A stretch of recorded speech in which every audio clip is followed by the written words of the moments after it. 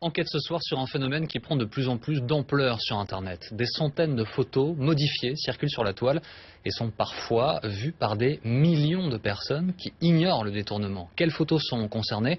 Qui sont ceux qui les diffusent? Les manipulateurs du net. Grand angle reportage, Thibaut Dupont avec Sophie Herbet et Myriam Alma. C'est une photo qui a fait le tour du net. Des policiers braqués par deux jeunes en scooter. Tout a l'air vrai. L'arme, la voiture, l'uniforme. La photo est d'ailleurs accompagnée de commentaires indignés. C'est beau l'intégration. Pas de casque et il menace la police d'une arme. Ras-le-bol. Selon la légende, cette photo a été prise dans une cité, au quartier du Bois-l'Abbé, à Champigny-sur-Marne. Nous avons voulu vérifier. En arrivant dans le quartier, nous repérons rapidement l'endroit où le cliché a été pris. C'est là, sur ce passage piéton, que se trouvait la voiture de police et le jeune homme sur le scooter. Ces habitants que nous rencontrons étaient même présents ce jour-là. C'est quoi l'histoire de cette photo? Comment elle s'est passée? Comment elle a été prise cette photo? Écoutez, cette photo, c'est lors d'un film qui s'appelle Les Lascars. C'est une fausse voiture de police. Ce n'est pas un vrai policier, c'est une fausse arme. Un faux policier, une fausse arme. Il s'agit précisément du décor d'une série télé tournée l'an dernier dans le quartier, Les Lascars, diffusée sur Canal+.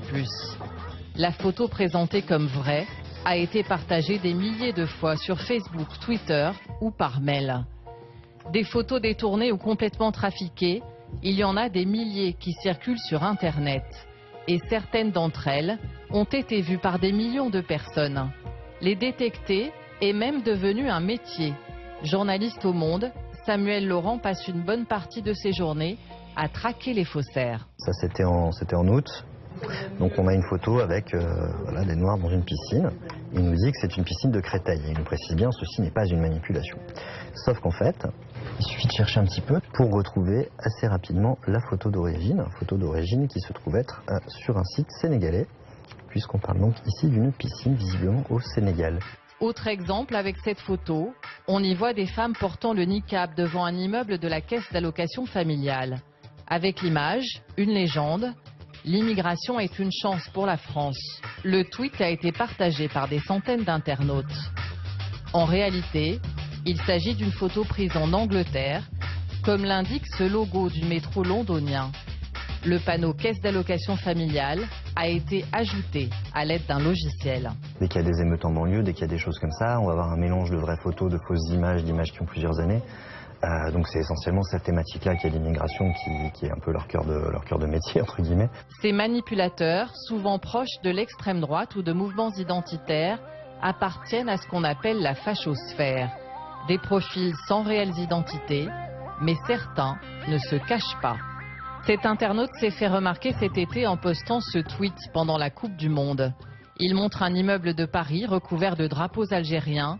En réalité, il s'agit d'un immeuble à Alger, un tweet depuis effacé. Cet homme le voici, il a accepté de nous rencontrer. Ancien élu UMP, il a été adjoint au maire d'une commune de la région parisienne pendant 20 ans. Aujourd'hui, il utilise Internet comme principale tribune pour propager ses idées. On fait de la réinformation, c'est-à-dire qu'on informe sur des choses qui se sont passées réellement et que la presse classique n'a pas osé montrer. Nous montrons à Franck Guyot cette photo qu'il a postée. On y voit un bus bondé qui roule les portes ouvertes. Il indique que la scène se passe à Paris. La photo vient en fait du Maroc. Oui, c'était pour provoquer effectivement un peu la ministre sur les transports gratuits à Paris. Mais c'est pas à Paris. Il faut provoquer. Oui, non, c'est pas à Paris. Il a donc détourné volontairement cette photo et celle-là, il a choisi de ne pas la retirer. Oui, je la laisse. Peu importe. Je la laisse, parce que je ne vais pas toutes les retirer. Je veux dire, à un moment donné, il faut assumer ses tweets. Voilà, bon. Mais si ça passe au travers. Ça passe au travers, on la laisse, oui. Nous lui montrons une autre de ces photos. Postée au mois d'août, on y voit une file de personnes toutes de couleur avec des caddies remplis d'écrans plasma. Franck Guyot a voulu illustrer le détournement de l'allocation de rentrée scolaire. Problème, l'image d'origine date en fait de 2009 et représente les soldes dans un supermarché en Martinique. Est-ce que ça, c'est pas du fantasme? Non, c'est pas du fantasme, c'est de l'illustration. De l'illustration. De l'illustration, c'est l'illustration de ce qui un peu qui se produit dans la réalité. Est-ce que dans cette bataille d'idées, tous les coups sont permis? Oui, en politique, tous les coups sont permis. Sur son profil, Franck Guillot se présente comme membre de l'UMP, appartenant au courant de la droite populaire.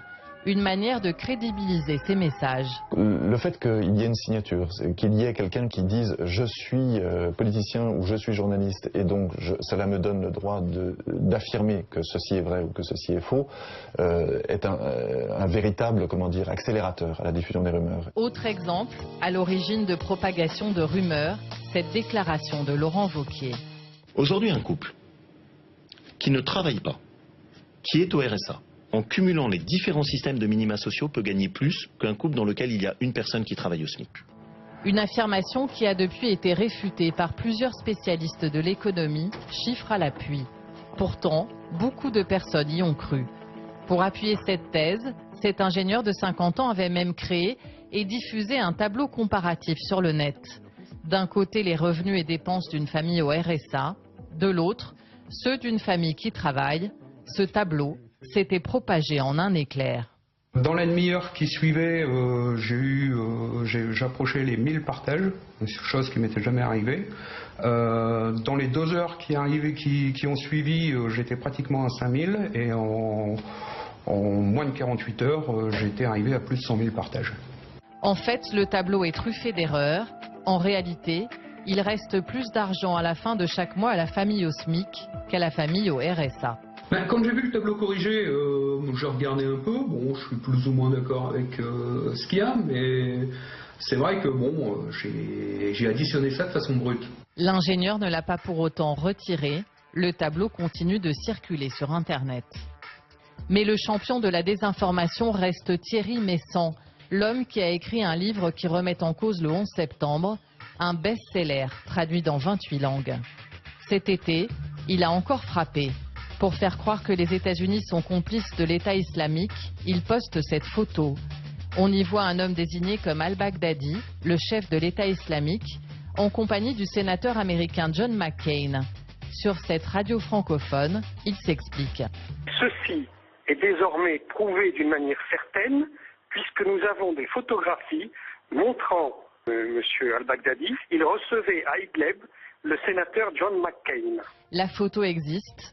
Mais le soi-disant chef de Daesh est en fait Abou, un habitant de la banlieue d'Alep. C'était notre traducteur lors d'un reportage en Syrie. Difficile à contrer, ce genre de manipulation est pourtant condamnable. En France, la création ou la diffusion de fausses nouvelles est une infraction. On peut risquer jusqu'à 45 000 € d'amende.